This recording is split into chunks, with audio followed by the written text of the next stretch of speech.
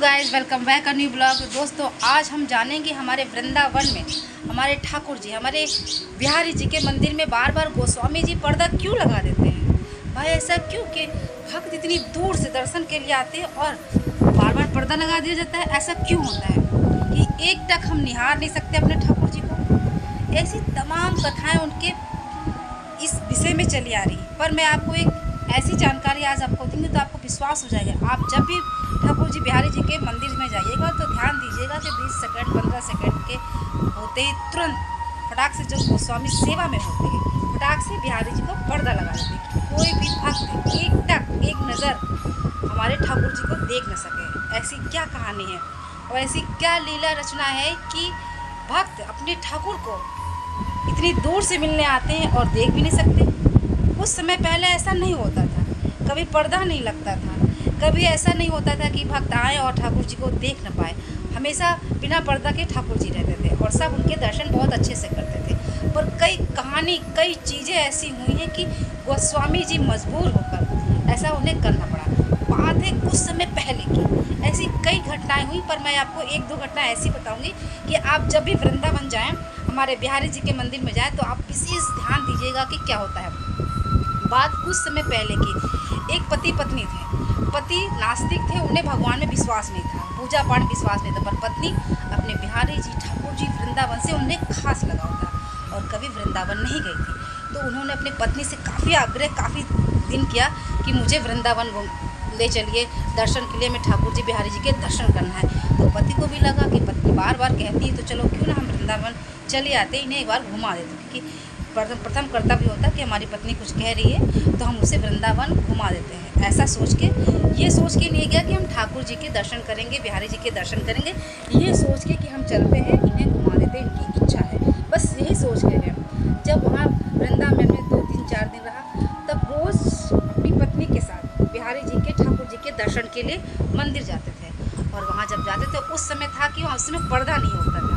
बिहारी जी, हमारे ठाकुर जी एक टक बस ऐसे ही रहे, आप जितना चाहे वहाँ निहारते रहे उन्हें। तो दोनों लोग जाते थे, पत्नी को देखते देखते वो भी पूजा पाठ करते थे और वहाँ घंटों बैठ के मन ही मन उनसे प्रार्थना करते थे और बातें करते थे। जब बातें करते तो एक टक उन्हें निहारते थे, बस उन्हें काफ़ी समय मंदिर में बिताते थे और देखते रहते थे। महीनों वहाँ महीनों रहने के बाद जब पति ने कहा कि भगवान अब घर चलना है, घर की भी तो जिम्मेदारियां हैं, हमें उन्हें निभाना है, अब हमें यहाँ से चलना चाहिए। अब आपने अपने ठाकुर जी बिहारी जी के दर्शन कर लिए, मैंने आपकी इच्छा को पूर्ण किया और अब हमें घर वापस चलना चाहिए, क्योंकि सांसारिक कर्तव्य हमारे अभी पूरे नहीं हुए हैं। अब आपकी इच्छा जब होगी मैं आपको लेकर फिर आ जाऊँगा। क्योंकि वहाँ जब वो रहने लगे अपनी पत्नी के साथ तो उनका भी भक्ति भाव होने लगा ठाकुर जी के प्रति। कहते हैं किसी जिसकी संगत में हम होते हैं वैसा भाव हमारा होने लगता है, तो उनका भी थोड़ा भक्ति भाव ठाकुर जी के, हमारे बिहारी जी के प्रति होने लगा। और वो पत्नी तो ठाकुर जी हमारे बिहारी जी हर दम रटती थी और पूरा समय मंदिर में व्यतीत करती थी। जब जाने का समय आया तो काफ़ी मंदिर के प्रांगण में बैठ के रोती रही, बोलती रही, ठाकुर जी काश मुझे जाना ना पड़े, मैं आपके पास ही रुक जाऊँ, यदि मैं न जा सकूँ तो आप मेरे साथ चलिए। ऐसे भाव रखकर वो कहने लगे कि ठाकुर जी बिहारी जी मेरी प्रार्थना सुनिए, काश आप मेरे साथ चलिए, या मुझे मेरे साथ नहीं चलते तो आप मुझे यहीं रोक लीजिए, मैं नहीं जाना चाहती, या तो फिर आप मेरे साथ चलिए। ऐसे ही मन में भाव करके वो कहने लगे। फिर जाने का समय आ गया।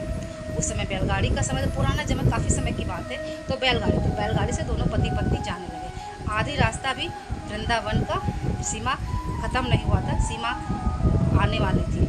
वृंदावन के अंदर ही थे पर वृंदावन के बाहर अभी गए नहीं थे।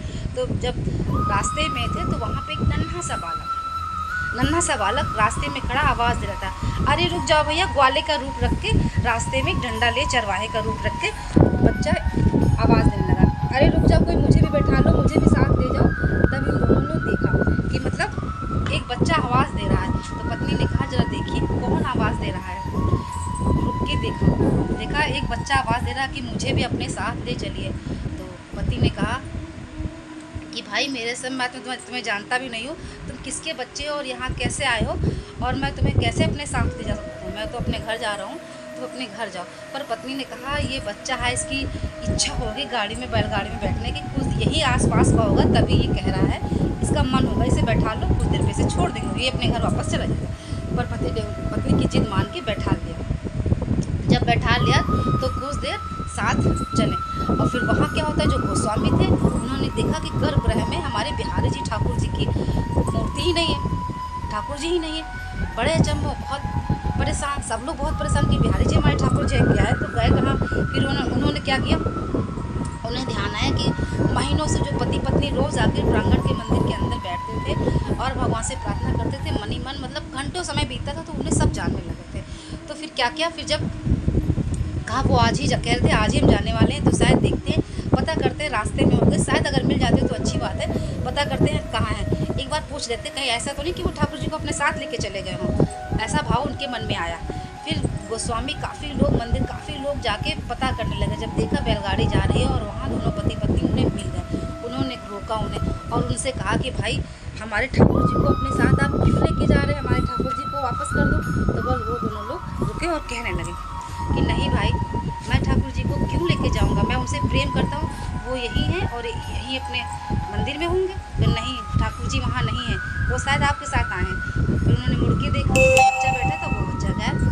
तो उन्हें लगा कि शायद ये बच्चा, कुछ शंका सी हुई। उन्होंने कहा कि एक बच्चा मेरे साथ था, वो सांवला सा, बड़ी बड़ी नैनों वाला। तो उन्होंने कहा कि ठाकुर जी जिसे प्रेम करते हैं, भक्त से ज़्यादा ठाकुर जी अपने उनके भाव को समझते हैं। आप जो भी कहें उनके भाव को वो सुन लेते हैं और उनके साथ चल देते हैं। अक्सर ऐसा हुआ है, तो शायद वो आपके साथ आ गए हो। तो कहा नहीं, बड़ी बड़ी आँखों वाला बच्चा। फिर पूछा उन लोगों ने, गोस्वामी बाकी लोगों ने पूछा कि एक बच्चा आपके पीछे बैठा था, वो कौन था। तो उन्होंने कहा कि बड़ी बड़ी आँखें थी और सांवला सा चेहरा और हाथ में डंडी मुकुट, ये सब। तो इस हमारे कान्हा जी के ही मतलब पूरी छवि थी। तो कहा नहीं, जब मुझे रास्ते में मिला था तो उन्हें शक आया, तुरंत सब लोग भाग के, जितने लोग थे सब भाग के मंदिर के प्रांगण में गए और वहाँ क्या देखते हैं, हमारे बिहारी जी की, ठाकुर जी की मूर्ति। ठाकुर जी वहाँ साक्षात विराजमान थे, गर्भगृह में थे। तो उन्हें विश्वास हुआ कि हाँ ठाकुर जी इनके साथ, वो ठाकुर जी का ही रूप रख के उनके साथ वो जा रहे थे। उनके एक प्रार्थना से ठाकुर जी इनके साथ होते थे। दोस्तों ये नई घटना नहीं, ये कई बार ऐसा ही काफ़ी हुआ। एक थी बूढ़ी माँ, विधवा थी, उनके कोई बच्चे नहीं था। ये कहानी भी है कि एक विधवा माँ थी, उनके कोई बच्चे नहीं थे, मतलब और ना पति थे, मतलब कोई नहीं था, आगे पीछे कोई नहीं था। एक बार ऐसा हुआ कि वो मंदिर में बैठ के प्रार्थना करे थे ठाकुर जी की, तब भी पर्दा नहीं लगाते थे गोस्वामी। तो प्रार्थना करने लगी, ठाकुर जी मेरा कोई नहीं है, मैं बहुत दुखी हूँ, मेरा कोई बात करने वाला नहीं है, मैं एकदम एकांत रहता हूँ, अकेले रहती हूँ, तो मेरे साथ चलो ठाकुर जी। ऐसे कहने लगी, प्रार्थना करने लगी, मैं आपकी बहुत सेवा करूँगी, बच्चे की तरह रखूँगी, ऐसा कहने लगे। जब घर गए तो वहीं बिहारी जी ठाकुर जी उनके घर में ही मिले और जब यहाँ देखा तो ठाकुर जी यहाँ नहीं थे। उस दिन से गोस्वामी बाकी लोगों ने मतलब सलाह किया कि यहाँ पर्दा लगा देंगे, क्योंकि ठाकुर जी इतने भोले, इतने सच्चे मन के हैं कि मतलब आप वो आपकी प्रार्थना आप कहते ही अपने भक्त की तुरंत पूरी करते हैं, कि वो आप कहें ना, मतलब मन के भाव समझ के हमारे ठाकुर जी तुरंत प्रार्थना को स्वीकार करते हैं। बस ऐसा ही भाव। तो ठाकुर जी हमारे बहुत भोले हैं, प्रेम को समझते हैं, आपको कहने की ज़रूरत नहीं है, सिर्फ आपके भाव को समझते हैं। आपके भाव जैसे होंगे ठाकुर जी, बस तुरंत इतनी भीड़ में आप समझिए सबके मन की बात वो कैसे जानते हैं, वो ब्रह्मांड के रचयिता है, वो कुछ भी कर सकते हैं। इसलिए जिसका ठाकुर पे, हमारे बिहारी जी पे विश्वास है, प्रगाढ़ विश्वास है, मैं हमेशा कहती हूँ अपनी विश्वास को एकदम प्रगाढ़ रखिए, एकदम कि आपके पीछे कितनी भी समस्या, कितनी भी कठिनाइयाँ क्यों ना आ जाए, यदि आपका विश्वास प्रगाढ़ है कि मेरे ठाकुर मेरे साथ है, तो मुझे दुनिया की कोई चिंता नहीं है। वो जो संसार मुझे लाया है वो इस मुसीबत से मुझे ज़रूर निकालेगा। अगर ये विश्वास आपके मन में है कि हमारे ठाकुर इस दुनिया में मुझे लाए हैं, तो कोई विशेष कारण ही होगा, क्योंकि हर मनुष्य का जन्म जब होता है तो वो किसी विशेष कार्य को पूरा करने के लिए होता है। वो विशेष कार्य कुछ भी हो सकता है कि आपके द्वारा हमारे भगवान क्या कार्य पूरा करवा सकते हैं, किस कार्य के लिए आपको इस धरती पर लाए हैं। पर यदि आपका विश्वास, आपकी डोर उस भगवान, उस कृष्ण से जुड़ी होगी, ठाकुर से जुड़ी होगी, तो आपकी डोर टूटेगी नहीं। और कितनी बड़ी मुसीबत भी आए आप कभी हारेंगे नहीं, क्योंकि आपका विश्वास प्रगाढ़ है ना कि आपके ठाकुर आपके पीछे खड़े। फिर चाहे जितनी बड़ी मुसीबत, संसार की मुसीबत, उसकी कृपा से बड़ी नहीं हो सकती। उसकी कृपा है तो आप हर मुसीबत से आगे निकल जाएंगे। इसलिए कहते हैं आप वृंदावन जाइए, मैं ठाकुर के दर्शन करिए और मन में जो भी मतलब प्रार्थना है, आप संसार के सुखों के लिए प्रार्थना मत करिए, आप अपने जीवन के मोक्ष के लिए प्रार्थना करिए। आपका उद्देश्य आपको पता चले कि आप इस संसार में क्या करने आए हैं, कैसे आए हैं, इस चीज़ का पता चल जाए तो आइए जीवन अपने आप बहुत आसान हो जाता है। तो दोस्तों ये वीडियो कैसे लगी, छोटी सी जानकारी हमारे ठाकुर जी की कैसी लगी, बिहारी वृंदावन जी की, वृंदावन में तो इतनी पवित्र तपोभूमि है। तो भाई भाई ये छोटी सी वीडियो यदि अच्छी लगी लाइक शेयर कमेंट जरूर करिएगा, और नए हो तो चैनल को सब्सक्राइब जरूर करिएगा बढ़िया बढ़िया से ऐसे प्रसंग कहानी और अच्छे से ब्लॉग देखने के लिए। तो दोस्तों मिलते हैं बढ़िया से अच्छे से वीडियो, अच्छे से ब्लॉग, अच्छे से प्रसंग के संग। राधे राधे, जय श्री कृष्णा। आपका दिन अच्छा हो, मंगलमय हो। इसी के साथ वीडियो का एंड करते हैं। राधे राधे, जय श्री कृष्ण दोस्तों।